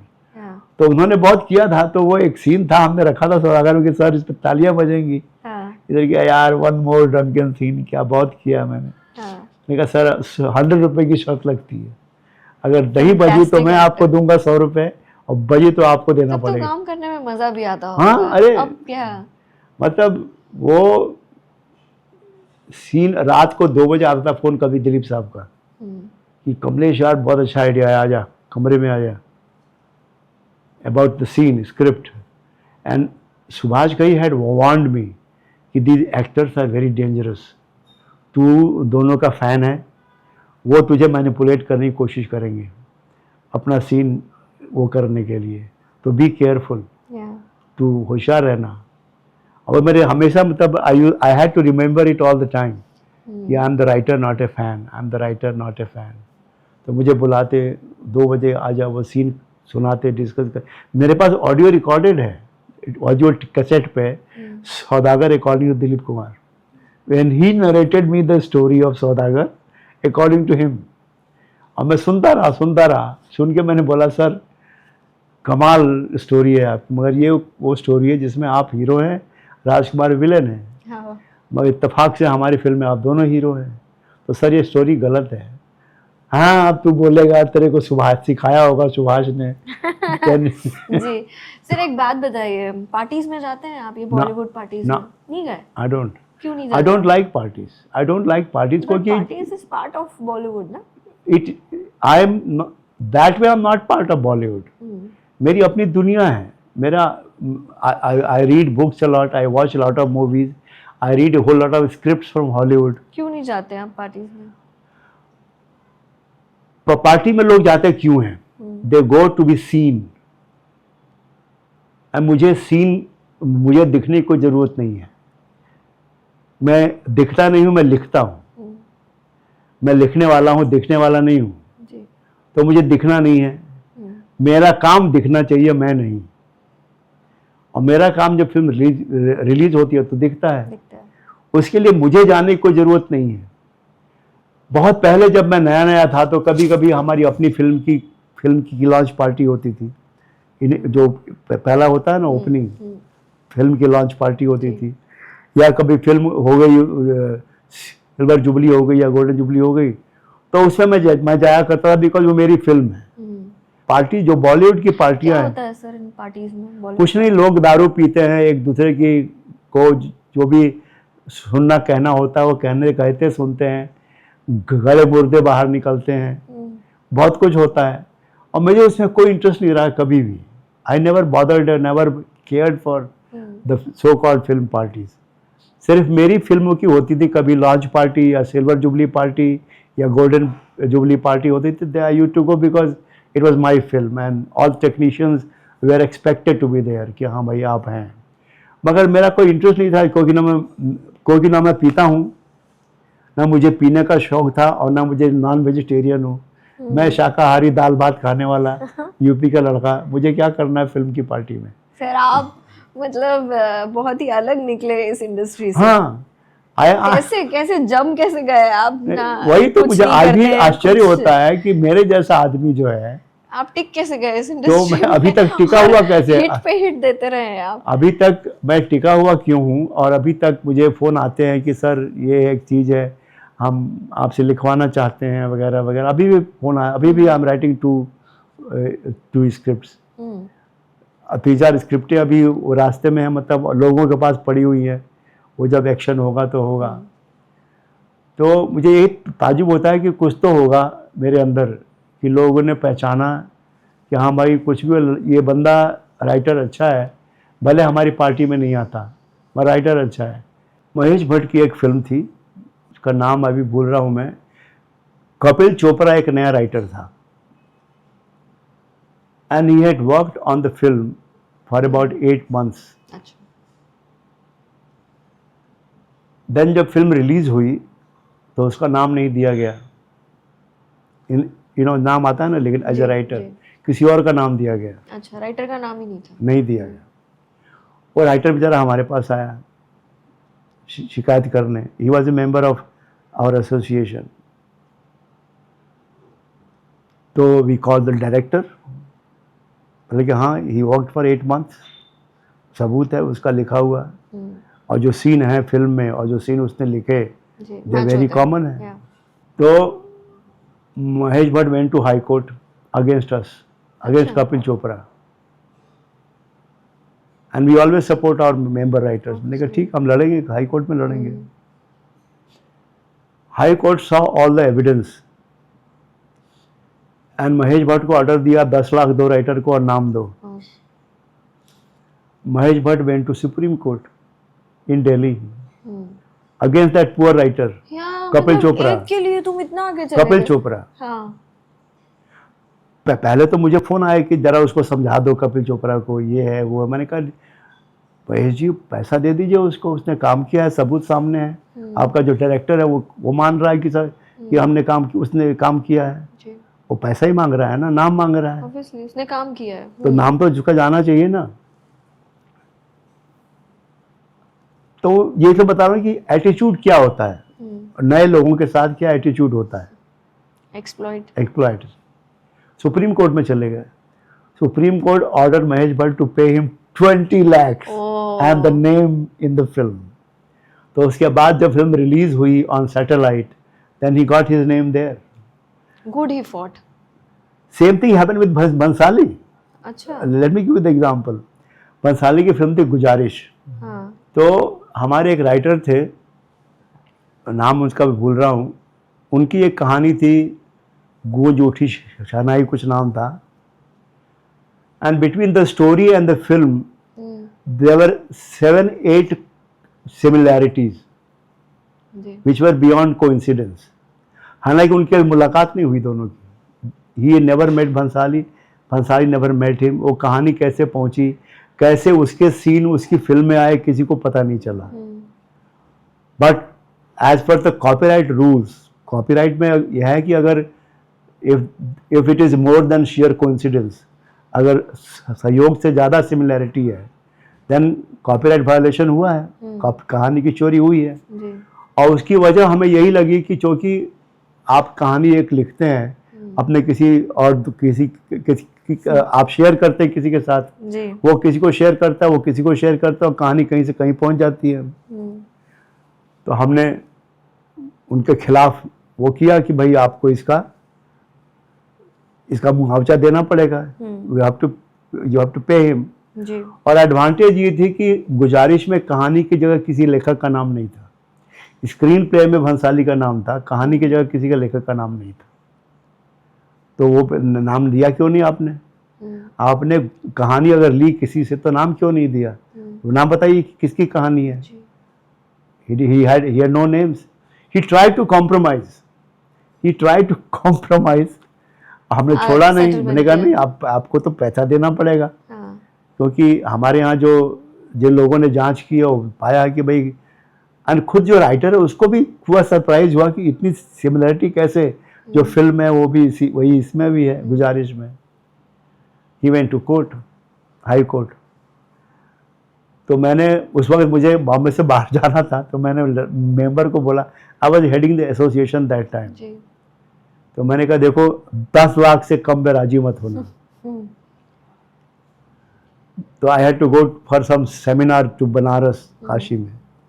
तो मेरा वकील का फ़ोन आया कि सर जी वो आपका जो राइटर है वो तो 3 लाख में मान गया। अच्छा। तो ये एग्जाम्पल नाम देके इसलिए कहा हूँ कि हाँ ये होता है। जी, लोग, क्योंकि अगर आप कुछ लिखते लोग हैं ना, आपकी स्क्रिप्ट चुरा लेते हैं।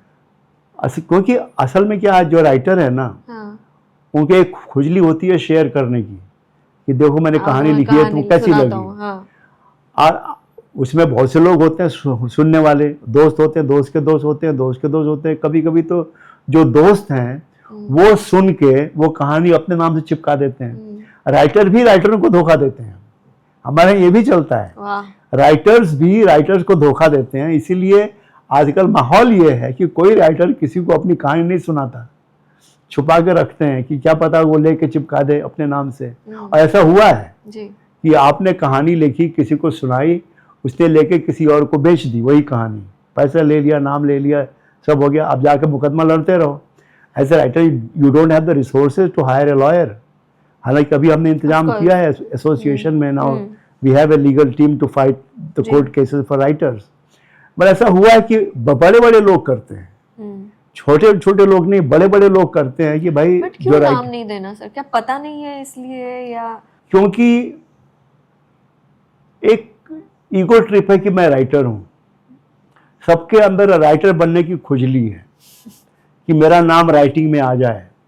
दूसरा ये हुआ कि सन 2012 में हमने बाकायदा ये लोकसभा और ये वहां तक लड़के गए कि हमको रॉयल्टी में पैसा हिस्सा मिलना चाहिए। जो फिल्में हॉल के बाहर जो फिल्में पैसा कमाती हैं थिएटर के बाहर, उसमें राइटर का की रॉयल्टी होनी चाहिए, परसेंटेज होना चाहिए। लोकसभा में बिल पास हुआ, कॉपीराइट अमेंडमेंट बिल पास हुआ 2012 में, 21 जून को मेरा ख्याल है। उसके हिसाब से जो फिल्म राइटर है उसको फिल्म की जो आमदनी होगी हॉल के बाहर, उसमें उसका शेयर होगा, चाहे वो हेडलाइट राइट में बिके, एडॉप्टेशन में बिके, रीमेक में जाए, कहीं भी जाए, जहाँ भी वो फिल्म रिलीज होगी, कहीं भी रिपीट हो, कभी रीटेलीकास्ट हो, जहाँ भी पैसा कमाएगी हॉल के बाहर फिल्म, उसमें राइटर का हिस्सा होगा, रॉयल्टी उसका एक खास परसेंटेज होगा।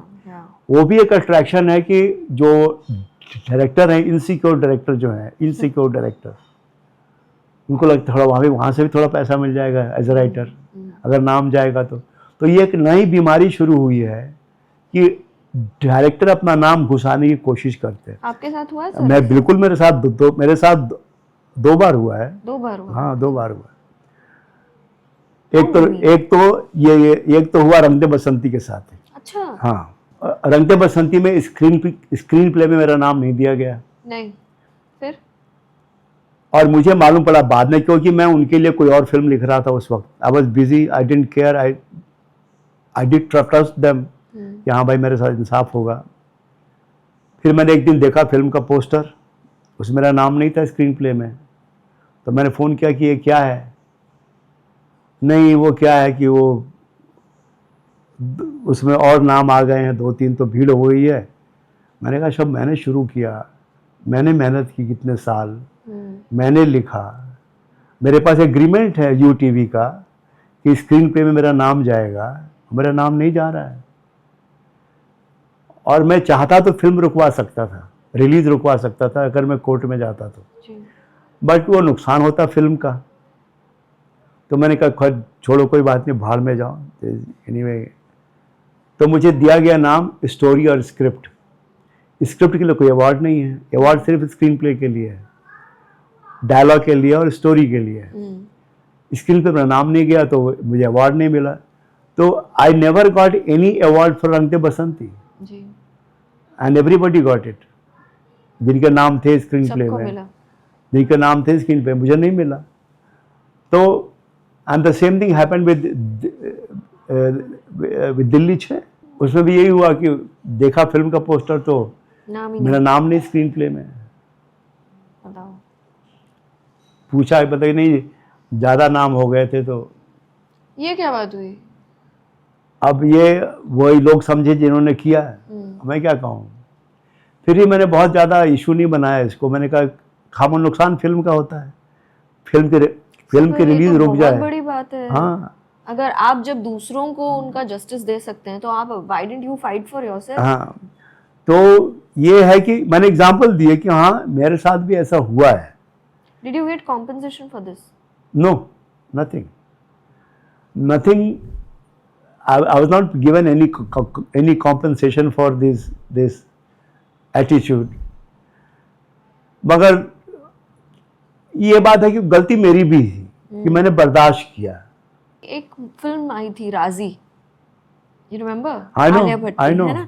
तो जो ऑथर है I know about it। या तो उसमें भी उन्होंने क्लेम किया था कि उन्होंने एक इंटरव्यू में बताया कि summer Khan from red chillies, उन्होंने उनको ब्लैंकली बोला था that they will go ahead and use his story अगर विदाउट हिज परमिशन, अगर वो इन्हें नहीं बेचते हैं तो पीनट्स में। उससे भी ज़्यादा ये उन्हीं का, जो ऑथर था उन्हीं का एक स्टेटमेंट मैंने कहीं पढ़ा था। His book was coming out जी, एंड गुलजार साहब he phoned the book publisher to hold the book before the film is released। Film के रिलीज के फायदे के लिए किताब की रिलीज रुकवा दी। ये भी होता है, और ये उसकी ऑथर का स्टेटमेंट है, ये मेरा स्टेटमेंट नहीं है। ऑथर ने खुद बोला, जिसने किताब लिखी थी वो, कि भाई मेरी किताब छप के आने वाली थी, तब तक गुलजार साहब का फोन आ गया, भाई किताब अभी रोक दो, पहले फिल्म आने दो जी, क्योंकि फिल्म उनकी बेटी की थी। मैंने इनसे बात की हुई है, ये कहते हैं कि राव्या मैंने जो एंड लिखा था ना मेरी किताब में, वो एंड भी उन्होंने वैसा नहीं बनाया है जिस तरह का एंड मैंने लिखा था। अब I haven't read the book, I don't know, पर ये है कि ये जो एक्सप्लॉयटेशन है, जो बेईमानी है, जो नाइंसाफी है, ये आम है, होता है। इसीलिए जो राइटर है अब थोड़ा सा स्ट्रांग हो गए हम लोग। We have association which has a legal team now, तो we fight the case in the high court and even in supreme court जाके हम लोग जाके लड़ते हैं राइटर्स के लिए। पहले तो हालत और भी खराब थी। राइटर्स को क्या कभी फोर्स किया जाता है to write intimate scenes so that actors get to enjoy? हमको तो नहीं आज तक फोर्स किया गया, हमको तो नहीं किया गया आज तक, मगर औरों के साथ हो सकता है। जो नए राइटर है, जो मजबूर राइटर हैं, जिनको काम चाहिए किसी भी कीमत पे, उनको एक्सप्लॉइट किया जा सकता है, उनका शोषण होता है।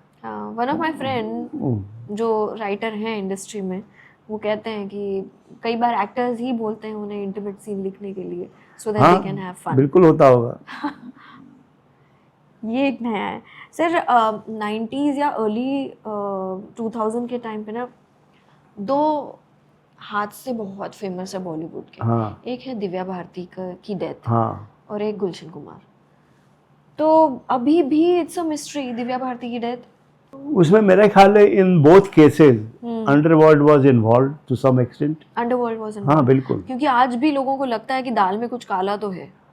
अब अंडरवर्ल्ड की उतनी ताकत नहीं है। Underworld is almost finish in films. क्यों? क्योंकि नाउ कॉर्पोरेट्स आ गए हैं, बड़े बड़े कॉर्पोरेट्स जी, एंड इसीलिए जो पहले डिपेंडेंस थी माफिया पे, अंडरवर्ल्ड पे पैसों के लिए, बेसिकली अंडरवर्ल्ड का कंट्रीब्यूशन क्या था? पैसा। अंडरवर्ल्ड का only contribution was the money, पैसा वहां से आता था। They used to put money in the films and उसकी फिर वो अपना वसूलते थे, चाहे वो दाऊद हो या कोई और हो। अब वो बात रही नहीं। अभी कंपनियां आ गई हैं बड़ी बड़ी, और हॉलीवुड से भी कंपनियां आ गई हैं, एंड नाउ अभी उनका कोई, मुझे लगता नहीं कि अब कोई असर रह गया है अंडरवर्ल्ड का हमारी इंडस्ट्री में। नहीं, अब अंडरवर्ल्ड बिल्कुल ख़त्म हो गया एक तरह से। हाँ बिल्कुल ख़त्म हो गया है, अब उसकी ज़रूरत नहीं रही। एक समय ज़रूरत थी, लोग जाते थे पैसे के लिए, या फलां एक्टर चाहिए मगर वो मान नहीं रहा है, तो आ जाता था, फ़ोन आ जाता था कि भाई आप फलां की फिल्म कर लो। अच्छा। हाँ सर, रंग दे बसंती के जब रिलीज हुई थी तब एक बहुत कांस्टेंट क्रिटिसिज्म सुनने को मिलता था। हाँ। कम्युनिस्ट विचारधारा को लेकर कि कम्युनिस्ट विचारधारा को प्रमोट कर रही है ये फिल्म, और हिंदुत्व को गलत नहीं हुआ था? बिल्कुल नहीं उस समय, क्योंकि पहली बात तो ये, उसमें जो मेन इशू था, कहानी ये थी कि आज भगत सिंह होता तो क्या करता, कहानी ये थी जी। और Bhagat Singh was not a communist, He was not a communist, he was a patriot. He was very fond of reading books by Lenin and other reformers. But he was not he was just a great Indian patriot, not a communist. और एक कहानी का मुद्दा सिर्फ ये था कि आज भगत सिंह होता तो क्या करता, और उस वक्त हिंदुस्तान का जो युवा था वो क्या कर रहा था। भगत सिंह की उम्र के जो लड़के थे उन दिनों 1978-79 में, वो क्या कर रहे थे। तो मेरा गुस्सा उन लड़कों पे था कि उल्लू के पट्टो तुम क्या कर रहे हो, और भगत सिंह होता तो क्या करता, मुझे वो दिखाना था। And I use the device कि भाई वो लड़की आती है फिल्म बनाने, डॉक्यूमेंट्री, एंड अब जो आज के लड़के उनको ले लेती है, और during the whole shooting process the roles take over the actors. और वो भी मेरा कोई अनयूजुअल आइडिया नहीं था, वो भी हमारे एक शांताराम की फिल्म थी संत तुकाराम, तो उसमें एक हमारे एक्टर थे Vishnupant Pagnis, who always used to play saints, Kabir, Tulsidas, ये सूरदास, वो सब ऐसे रोल करते थे। And the film was a super hit, तो गोल्डन जुबली वगैरह सब जगह, यहाँ तक कि people started worshipping the actor as Sant Tukaram. तो जहाँ भी वो जाते विष्णुपंत पगनीश, तो लोग आके उनको फूल माला उसके पाँव धोते, अपने बच्चों को लेके उसका नाम रखवाते, किसी की शादी हुई तो वो लेके आ रहा अपनी दुल्हन को। तो he almost was taken up as a real Tukaram because the film was a big hit. मुश्किल तब हुई जब ही स्टार्ट बिलीविंग कि ही इज तुकाराम। उन्होंने घर छोड़ दिया, जाके मंदिर में बैठ के उपदेश देने लगे, वो तुकाराम के अभंग गाने लगे, फिर उनको पागल खाने भेजना पड़ा। तो कभी कभी होता है कि रोल इतने पावरफुल हो जाते हैं कि वो एक्टर को टेक ओवर कर लेते हैं। जो मेरी कहानी में यही होता है कि जो रोल थे भगत सिंह, आज़ाद, अशफाक उल्लाह, राम प्रसाद बिस्मिल, ये रोल टेक ओवर कर लेते हैं and they start reacting like that. और उसमें भी जो उनका रिस्पॉन्स जो होता है कि साले को गोली मारना है, ये आइडिया लड़की देती है, कोई लड़का नहीं देता। The idea comes from a woman, a girl, कि this idea about a violence, कि साले को गोली मारना है। और इसलिए देखिए उस समय में और आज भी ऐसा कौन हिंदुस्तानी नहीं होगा जो घूसखोर नेताओं को गोली मारना नहीं चाहेगा। नॉर्मल प्रोसेस है, ऐसा नहीं कि दे आर ऑल वो साम्यवादी हो गए, कम्युनिस्ट हो गए हैं, नहीं, एक इंस्टिंक्ट है नेचुरल की कमबख्त हमारे देश का खा रहा है, हमारे देश का खा रहा है और गद्दारी कर रहा है देश के साथ। इसलिए वो सीन बहुत इंपॉर्टेंट सीन था कि जहाँ बेटा जो है अपने बाप को गोली मार देता, जहाँ अनुपम खेर को उसका बेटा जो रोल करता है भगत सिंह का सिद्धार्थ, वो अनुपम खेर को गोली मारता है। That for me was the most important scene. कि आज क्या हम सब जानते हैं कि हर राजनेता का बेटा नेता बनना चाहता है, सबके बेटे लगे हैं पॉलिटिक्स में। क्या उनको पता नहीं कि मेरे बाप ने इतना पैसा कहाँ से कमाया है, ईमानदारी से कमाया है। और मैं कहना चाह रहा था कि देश हर रिश्ते से बड़ा होता है, देश बाप से बड़ा होता है। तो मेरी फिल्म का सुर ये था कि देश बाप से बड़ा होता है। सर एक बात बताइए, we have come towards end of our segment. आज की स्क्रीन राइटर्स की हालत क्या है, अगर मैं आपसे आज सबसे अच्छी बात क्या है कि अभी आजकल बहुत काम है, फिल्मों में है, ओटीटी पे तो बहुत ज़्यादा है, सैटेलाइट पर भी है, तो अभी काम मिलना आसान हो गया है। पहले बहुत मुश्किल, जब मैं आया था बहुत मुश्किल था कि, मगर चूंकि अच्छे लेखक ज़्यादा नहीं थे तो काम मिलता था। अब यह है कि काम बहुत है and they are busy. I know, I meet writers and they are writing OTT series, कोई 2 लिख रहा है, कोई 3 लिख रहा है, पैसे भी मिल रहे हैं, ओटीटी में अच्छे पैसे हैं। तो अभी पहली बात जो राइटर है, they can think of having a home, having a car, paying EMI. तो अभी राइटर पहली बार ईएमआई पे कर रहे हैं, तो ये अच्छी खबर है राइटरों के लिए कि for them it is good, it is the right time to be a writer. अगर आप कह रहे हैं ये अच्छी बात है और इतना काम है, तो फिर भी हम बॉलीवुड में वही रीमेक्स क्यों देखते हैं? आज भी रिसेंटली रिलीज हम छावा, हाँ, मगर ये मैंने कहा जो माहौल की बात है, काम बहुत है, काम बहुत है, मगर वो काम क्या है, what kind of work is there, और वो काम क्या आप सच में करना चाहते हैं, are you ready to it. Some people are ready to it, they are doing it, I am not doing it, क्योंकि वो मेरे मतलब का काम नहीं है. क्योंकि आपके पास अभी कोई ऐसा कैरेक्टर नहीं है जिसके लिए आप स्टोरी लिखना चाहते हैं. बिल्कुल नहीं. नॉट ओनली दैट, अभी कोई हिम्मतवर आदमी नहीं है, हिम्मतवर डायरेक्टर, हिम्मतवर प्रोड्यूसर, हिम्मतवर प्रोडक्शन हाउस कि वो दाम लगाने को तैयार के चले, नहीं यार ब्रिलियंट आइडिया, चलते कुछ करते हैं इस पे. तो है मेरे पास कहानियां हैं, मेरे पास स्क्रिप्टें हैं, और अभी बहुत सारी स्क्रिप्टें घूम रही हैं. There is a biopic on K Asif which is with mister Tigmanshu Dhulia. There is a whole biopic on Adi Guru Shankaracharya which is with Ashutosh Gowarikar. Amazing. Then there is something I'm going to do with Udipto Sen, OTT के लिए कुछ करने वाले हूँ. तो है वो. There is also a biopic on Mr. Gurudat. Okay. हाँ. तो now she is also looking for some funding बनाने के लिए. तो वो काम तो है, काम तो किया हुआ है क्योंकि मैं करना चाहता था. These are some fantastic, आपने जो बोला है अभी स्क्रिप्ट्स या वर्क जो आपने बताया है जो होने वाला है, ये तो बहुत, I mean I will also look forward. मुझे गुरुदत्त के बारे में देखना है, मुझे शंकराचार्य के बारे में जानना है. I want to know all of them. Shankar is the, I have tried to make him the hero of, iconic hero of young India. I have tried to make Shankar iconic hero of young India, because he was the first man जिसने हिंदुस्तान को इकट्ठा रखने के लिए, एक रखने के लिए जो काम किया है. People don't know about him. They just think he is just a philosopher. Shankar जब पैदा हुए, जिसको हम हिंदू धर्म कहते हैं, 72 हिस्सों में बटा हुआ था, और सब आपस में झगड़ा कर रहे थे. कोई शैव कोई है, कोई वैष्णव है, कोई शक्ति का है, कोई काली का है, कोई गणेश का है, कोई विष्णु का है, कोई शिव का है, और सब आपस में लड़ रहे थे.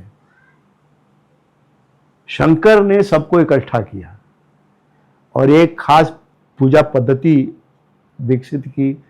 सन्यासियों के लिए एक खांचा बनाया कि गुरु शंकराचार्य दशनामी संप्रदाय जो है, उन्होंने जो ये नागा साधु हैं उनकी खोज है कि देखो आगे चल के हिंदू धर्म पे खतरा होने वाला है, हमलावर आएंगे, आक्रांत आएंगे और धर्म को खतरा है. कोई रोटी लेके आएगा, कोई तलवार लेके आएगा, तुम्हारा धर्म बदलने आएगा, फिर क्या करोगे. तो नागा साधुओं को उन्होंने स्पेशल दिया कि तुम हथियार रखोगे, हथियार trained. Naga sadhu are the only sanyasi who can keep weapons. भाला, तलवार, कणासा सब रखते हैं. अभी वो महाकुंभ में आए थे सब नागा साधु.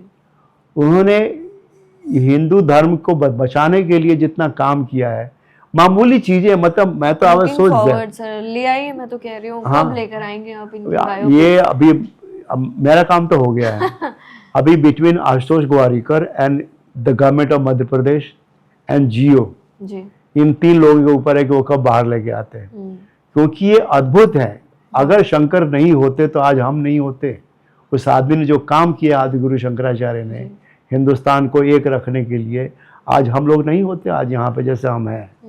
ये सब उस एक आदमी का वो है, एहसान है. एक एग्जाम्पल, छोटा एग्जाम्पल दो कि जैसे हमारी पूजा में नारियल, सुपारी, चंदन, ये सब, हल्दी, कुमकुम इस्तेमाल होता है. शंकराचार्य मेड इट कंपल्सरी कि नारियल सुपारी आएगा साउथ से, चंदन आएगा उत्तर से, हल्दी आएगी पश्चिम से, कुमकुम आएगा पूरब से. बिना चारों, मतलब ये ट्रैफिक शुरू किया उन्होंने. पहले नहीं होता था. पहले की पूजा में ये अनिवार्यता नहीं थी. शंकर ने अनिवार्य किया कि जो सामान हमारे किचन में मिलता है, नारियल है, सुपारी है, हल्दी है, चंदन है, कुमकुम है, अक्षत है, इन चीज़ों का इस्तेमाल पूजा में होगा तो ये इनका ट्रैफिक बढ़ जाएगा, आना जाना, आवागमन होगा, तो लोग एक दूसरे के बारे में जानेंगे. दक्षिण का ये भी किया कि भाई उत्तर के हर मंदिर में दक्षिण का पुजारी होगा और दक्षिण के हर मंदिर में उत्तर का पुजारी होगा. दक्षिण के मंदिर में दक्षिण का पुजारी नहीं होगा. नेपाल में साउथ के पुजारी हैं. जी, आज भी है. आज भी कई हाँ। मंदिरों में है ऐसे। तो ये जो आवागमन जो शुरू किया ना शंकर ने, traffic north south east west, that is what kept the country together. Even Mahakumbh, Kumbh Mela जो है, ये उन्होंने रिवाइव किया। कुंभ मेला लगभग खत्म हो गया था, शंकर रिवाइव्ड कुंभ मेला की एक दिन हो यहाँ पे पूरा भारत आके एक अपने विचार एक्सचेंज करे कि कौन क्या कर रहा है, किसकी और क्या आज पूजा देखिए- पद्धति है। आज देखिए महाकुंभ में और आज उसका देखिए परिणाम। 40 crores 62 crore already, yeah. 62 Amazing. Crore लोग जो हैं, आधे हिंदुओं की पॉपुलेशन जो है ऑलरेडी कुंभ नहा चुकी है ऑलरेडी। Amazing. तो वो शंकर की जो देन है अद्भुत है। You're a visionary, sir. हाँ, You're a visionary. no, I really love Shankar. I'm looking forward to Yeah. कि ये फिल्म कब बनती है, जी क्योंकि जब हमारी मीटिंग हो रही थी, जो उनके जो सन्यासी हैं शंकराचार्य के, कि जब मुझे बुलाया गया लिखने के लिए, तो मैंने कहा मेरे पास एक ही लाइन है, we are because he was. अगर वो नहीं होते शंकर तो हम भी नहीं होते। शंकर इंतजाम करके गए कि ये देश कभी टूटेगा नहीं। शंकर इंतजाम करके गए, तो शंकर की देन अद्भुत है, उसका कोई हिसाब किताब नहीं। Thank you so much, sir.